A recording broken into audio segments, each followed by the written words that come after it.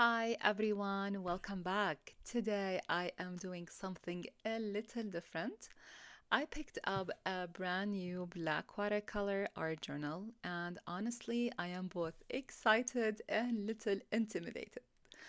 Black paper looks amazing, but figuring out what actually shows up on it can be surprisingly tricky. So, in today's video, I am going to test a bunch of mediums inside this book. Glitter watercolors, acrylic markers, gouache, modeling pastes, Gansai Tambi colors, oil pastels, color pencils, and pastel pencils, and even die cuts. I really want to see what works, what fades, and what pops on the dark surface. Let me start by flipping through the journal so you can see the paper. It's thick, smooth, and definitely has that classic watercolor texture. The black is deep, not charcoal, not gray, but true deep black, which is important because some mediums disappear if the paper is not dark enough. And this book from Ranger. I'm gonna leave the website in the description box below. The binding feels solid, the pages lay fairly flat, and there is minimal coating. All right, let's begin testing. I am starting with acrylic markers and I am using Bagathar brand. I hope I pronounced the name right. They are an affordable option on Amazon. And the set includes 48 markers, swatch sheets, and extra nibs. I will add the link below in case you are interested. I am swatching each color twice, once on the black paper and once on the glossy white swatch sheet that comes with the set. The ink goes on smoothly and the colors look vibrant, bold, and nicely opaque. The pastel shades show up well too, though some of the lighter colors may need a second layer for full coverage. Just keep in mind that the very dark shades tend to disappear on black paper, so it's better to stick with the bright or light tones when you are working in this journal. Now let's test them for coloring. I am using a stamp set from Sunny Studio that has a bunch of sweet treat images. I stamped them onto the black paper using an opaque white ink from Hero Arts. Then colored and blended everything with the acrylic markers. They performed beautifully. Overall, these markers work great for doodling, lettering, borders, coloring, and highlights. They are definitely going to be my go-to choice for this black journal.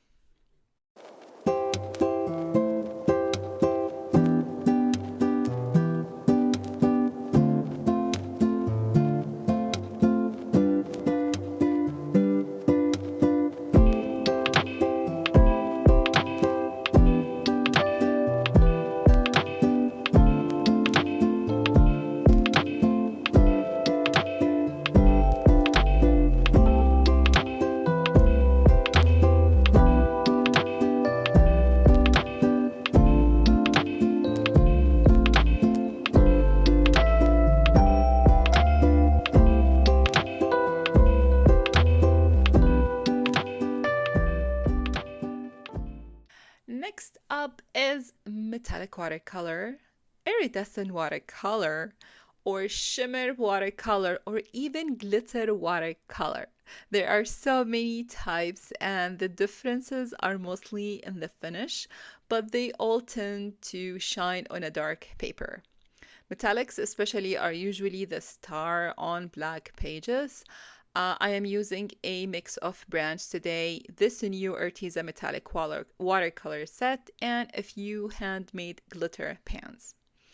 Let's start by swatching the Arteza metallics, and at the end I will show the swatches for all the shimmer paints as well. Right away, the shimmer is gorgeous. The lighter metallic shades, gold, silver, champagne, show up immediately and look striking. Arteza also has an interference set, and those shades are more subtle unless the light hits them at the right angle. They are beautiful, but they work better as accents rather than a main element. The glitter paints are the most dramatic on black paper.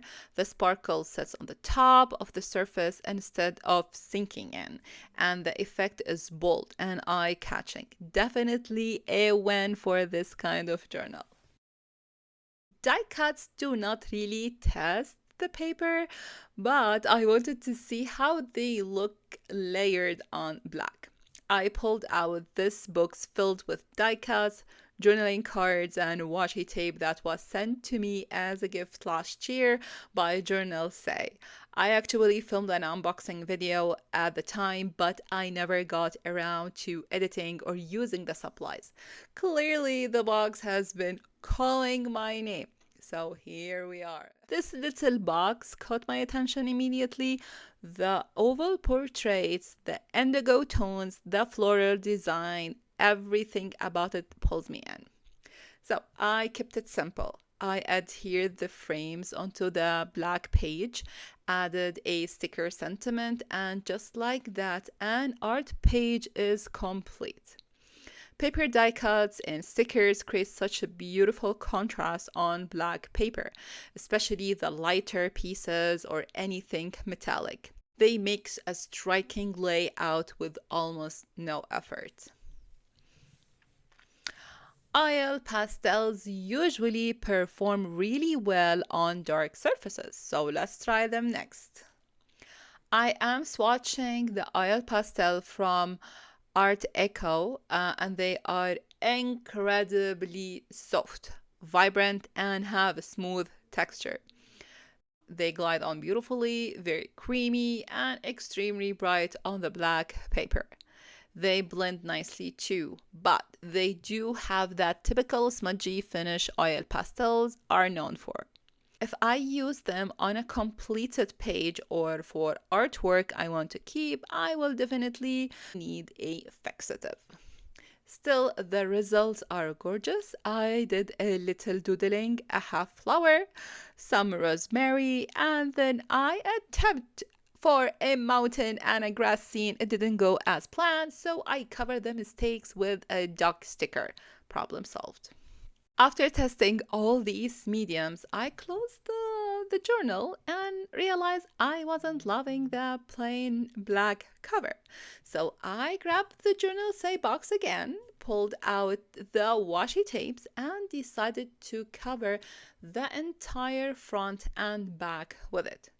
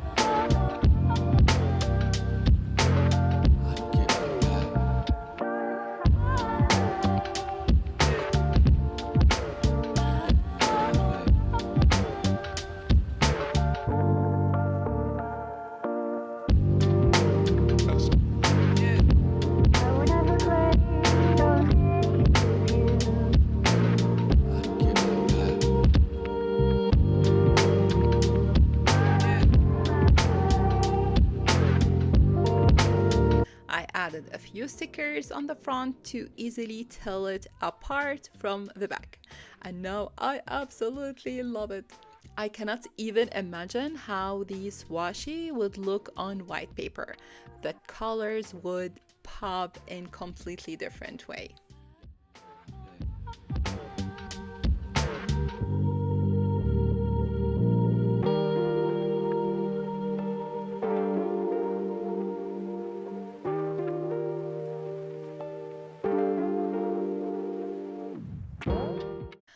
I started getting curious about texture, so I pulled out a few different modeling pastes, white, glitter, and colored, along with some stencils.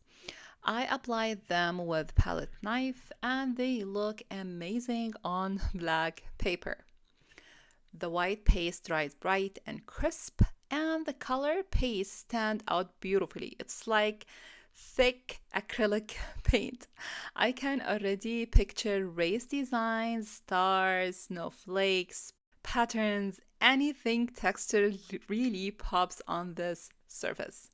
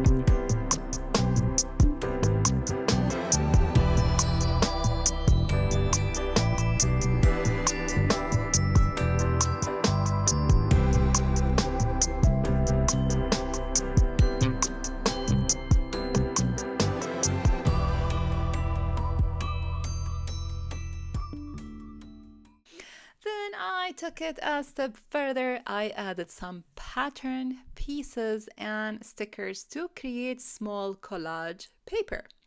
I grabbed a few images from the journal say kit, chose one that matched the color in the background, trimmed around the main character, and adhered on top of the dried paste with liquid glue.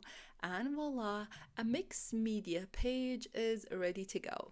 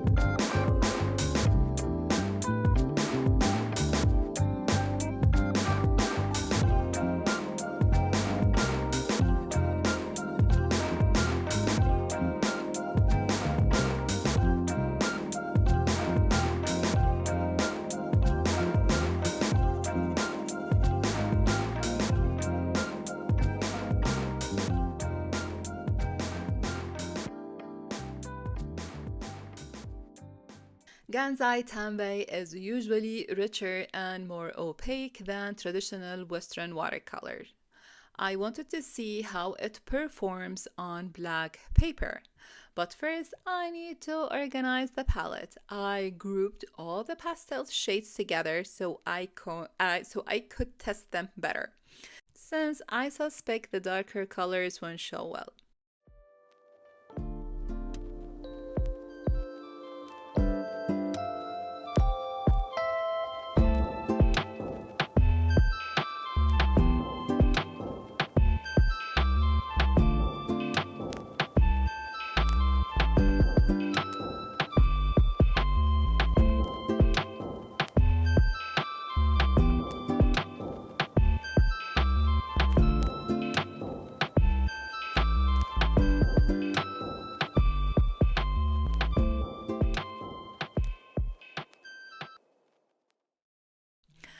After a quick rearranging, it's time to swatch.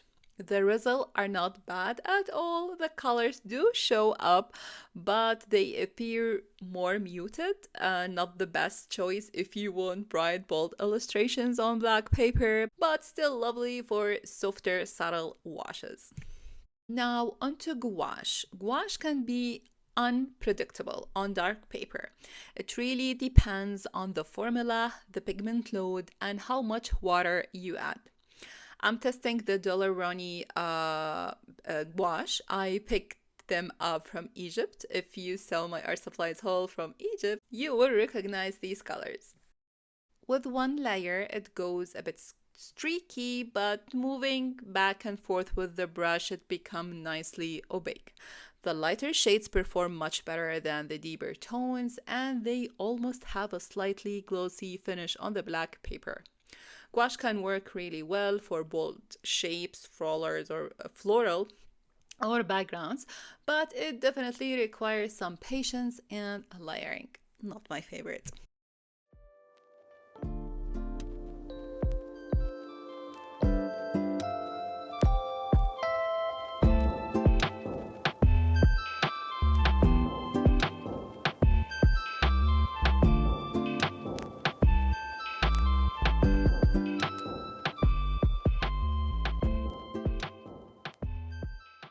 Okay, the same goes for acrylic paint. The metallic and lighter colors show up beautifully, but the darker shades like the brown end up looking glossy and uneven. I didn't like that.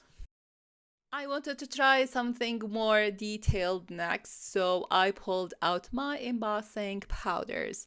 There are tons of colors, but I usually prefer white. I stamped a macaroon image from Colorado Craft Company using VersaFine ink. It's that clear, sticky ink that holds the embossing powder in place. Once I heat emboss it, I colored the image in two different ways: pastel pencils and colored pencils. The pastel pencils definitely show on the black paper, although the exact shade, like the red, does not read clearly. They are soft, blendable, and the lighter tones look bright and chalky in a really pretty way. They are perfect for highlights and sketchy illustration.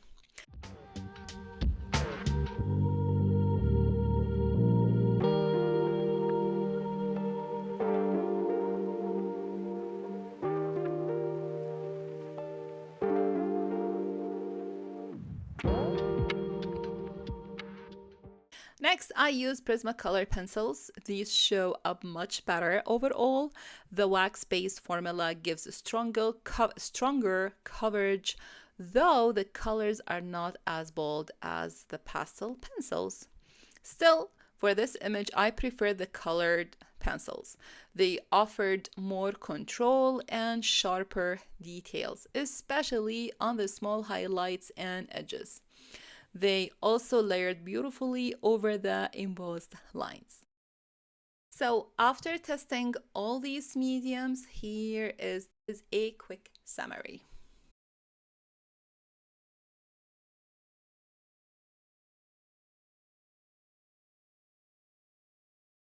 I hope this helps if you have been wanting to try black watercolor journal but were not sure where to start. Let me know if you want more pages or want me to try a theme like galaxy pages maybe, or mixed media texture. And by the way, which medium is your favorite? Let me know in the comment. Thanks so much for watching, and I will see you in the next video.